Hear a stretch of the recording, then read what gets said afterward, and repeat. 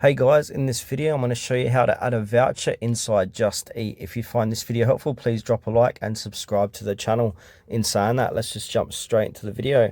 Alright, for this demonstration I'm going to use a Just Eat app on my mobile device. So I'm going to open it up and then I'm going to sign in. Alright, now I'm signed in. So now for this demonstration I'm just going to order some Domino's. So now Domino's is loading up. I'm going to add this large pizza, 12. Like so. Right, now I'm going to click on add. Now I'm going to click on view basket.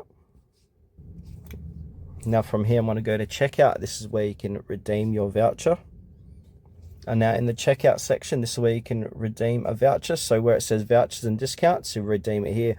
I have not put in a delivery address. So yeah, once you've done that, you can redeem your voucher here and then go down and click on order and pay.